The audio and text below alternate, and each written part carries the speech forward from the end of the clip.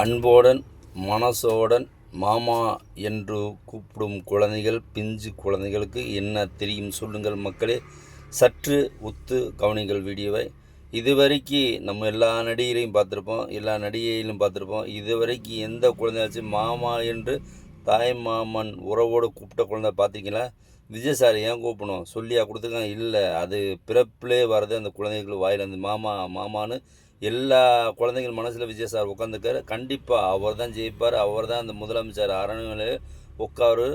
இதான் குழந்தைகள், பிஞ்சு குழந்தைகள் சொல்வது தெய்வம் சொன்ன மாதிரின்னு சொல்லுவாங்க பழமொழி. கண்டிப்பாக அவர் உட்காரப்பாரு. எதிரியெல்லாம் ஓட போகிறாங்க, பார்த்துங்க, பத்திரமா இருங்க. சரியா? மக்களுக்கு நல்லா செய்யணும், நல்லபடியாக இருக்கணும், அவர் நீண்ட ஆயுளோடு இருக்கணும். எம்பெருமான் முருகன் அவர் கண்டிப்பாக நல்லா வருவார், நல்லா செய்வார். அவர் மக்களுக்காண்டி வாரில் இந்த பிஞ்சு குழந்தைகள் இருக்குல்ல, அவருக்காண்டி கண்டிப்பாக ஆட்சியில் உட்காருவார்.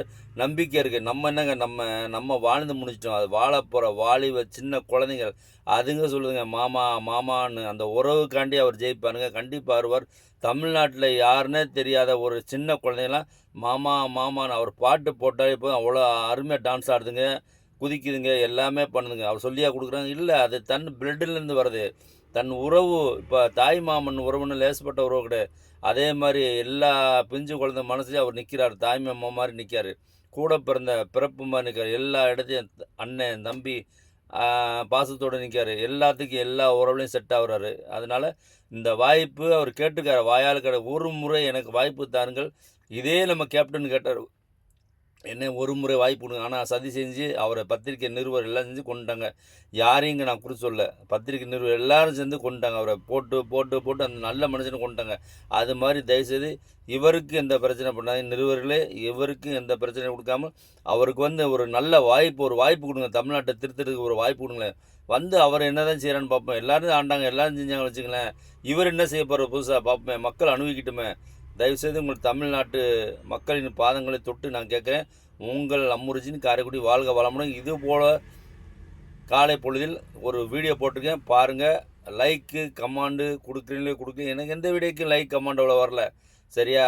அதை பற்றி நான் வருத்தப்பட போதில்ல. ஏதோ என்னால் முடிஞ்ச பொது மக்கள் ஒரு மக்களாக பேசுகிறேன், உங்களுக்காக பேச, எனக்காக பேசுகிறேன், வரும் சங்கதிக்காண்டி பேசுகிறேன். சரியா? பார்த்து விஜய் சார் படத்தை சொன்ன இந்த ஒரு விரல் ஒரு நாள் அப்படி, இந்த ஒரு நாள், இந்த ஒரு விரல்னால சாதிக்க போது, தமிழ்நாட்டை மாற்ற போது பார்த்துங்க. எல்லாமே உங்கள் விரல் கையில் தான் இருக்குது, நுனியில் இருக்குது.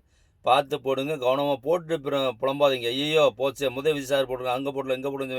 அதனால் யோசிச்சு மக்கள், இது உங்கள் சொத்து, உங்கள் தமிழ்நாடு, உங்களுக்கு உரிமைப்பட்ட இடம்.